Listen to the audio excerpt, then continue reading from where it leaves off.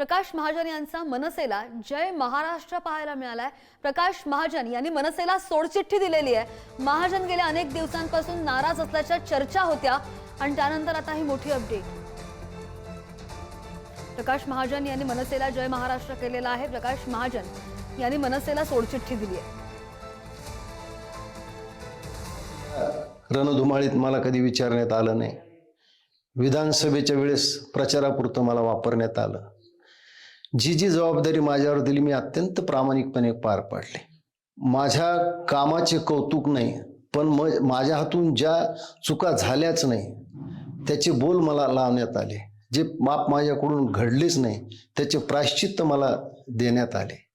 पण मला असं वाटतं की आता आपण इथं थांबलं पाहिजे, कुठंतरी या मनोरुग्ण अवस्थेतून बाहेर आलं पाहिजे आणि म्हणून मी आज थांबायचा निर्णय घेतला। तर आपण पाहतोय प्रकाश महाजन यांनी मनसेला जय महाराष्ट्र केलेला आहे आणि या संदर्भात अधिक जाणून घेत आमचे प्रतिनिधी श्रेयस आपल्या सोबत आहे। श्रेयस, बऱ्याच दिवसांपासून चर्चा होत्या त्यांच्या नाराजीच्या आणि आता त्यांनी स्वतः वक्तव्य केलेलं आहे की कधीही मला असं नेहमी मला गृहीत धरलं गेलं आणि कधीही अप्रिसिएशन केलं गेलं नाही। तर मागच्या एक 5 महिन्या अगोदर प्रकाश महाजन हे मुंबईत सुद्धा आले, ज्यात त्यांनी अमित ठाकरेंची भेट घेतली होती। तेव्हा सुद्धा त्यांनी त्यांची नाराजी बोलून दाखवली, मात्र पक्षाने आणि अमित ठाकरेंची नाराजी दूर केली। आता बघितलं गेलं तर एकंदर पाहिलं गेलं तर राज ठाकरे आणि उद्धव ठाकरे यांचं एकत्र येण्याचं सगळ्या गोष्टी सुरू असताना प्रकाश महाजनचं असं निर्णय घेणं हा सगळ्यात मोठी गोष्ट आता मनसेसाठी आहे, मनसे पक्षासाठी आहे। प्रकाश महाजन हे खऱ्या अर्थानं प्रचार अनेकदा पक्षाचा करायचे, पक्षाची भूमिका अनेकदा मांडायचे, मात्र आता आपल्याला ते प्राधान्य दिलं नाही असा प्रश्न आता प्रकाश महाजन यांनी सुद्धा उपस्थित केलाय। एकंदर आताच्या घटकेला मनसेअध्यक्ष राज ठाकरे असो किंवा अनेक नेते मंडळी मला नको संधी दे, आता ते काय म्हणतायत याकडे सगळ्यांचं लक्ष लागलंय।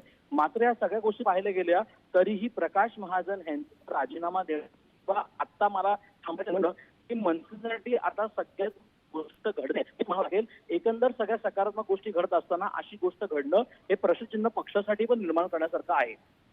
अगदी, मात्र आता आगामी निवडणुकांमध्ये मनसेला धक्का बसू शकतो अशी शक्यता आहे। मनसे आता आपण बघतो महानगरपालिकाची निवडणूक आहे किंवा स्थानिक स्वराज्य संस्था निवडणुका असेल, महानगरपालिका मुंबईमध्ये आहे, त्यामुळे प्रकाश महाजन यांचं जाणं किती फरक पडेल हे आपण सांगू शकत नाही, कारण ते मुंबईचा भाग असतो। मात्र स्थानिक स्वराज्य संस्थांच्या निवडणुका असताना मनसेचा पक्ष हे प्रकाश महाजन यांचा प्रचार कुठे ते करणार होते, कसे करणार होते ते आणि कितपत करणार होते आणि त्याचा तो फरक पडेल का, आता त्याकडे सगळ्यांचं लक्ष लागलेलं आहे। मात्र या सगळ्या गोष्टी पाहायला गेल्या तर सगळ्यात महत्वाची गोष्ट हीच आहे की प्रकाश महाजन यांचा राजीनामा देणं हा आता पक्ष श्रेष्ठी म्हणून काय गोष्टी घडतायत, मनसेअध्यक्ष त्याबद्दल कसं काय वक्तव्य करतात, मनसेअध्यक्ष आता काय पुढचं त्याकडे सगळ्यांचं असलंय। कोणी नेता आता प्रकाश महाजन यांची खऱ्या अर्थानं त्यांच्याशी बोलणार आहे का, त्यांचा राग अगदी, पण आपण श्रेयस पाहतोय की बऱ्याच वर्षांपासून ते मनसेमध्ये होते, त्यांचं बरंच योगदान सुद्धा आहे। मात्र आता त्यांनी राजीनामा तर दिलेला आहे, पण आता यापुढे ते नेमके काय निर्णय घेणार आहेत किंवा मग पक्षाकडून त्यांची मनधरणी करण्याचे प्रयत्न केले जातील का?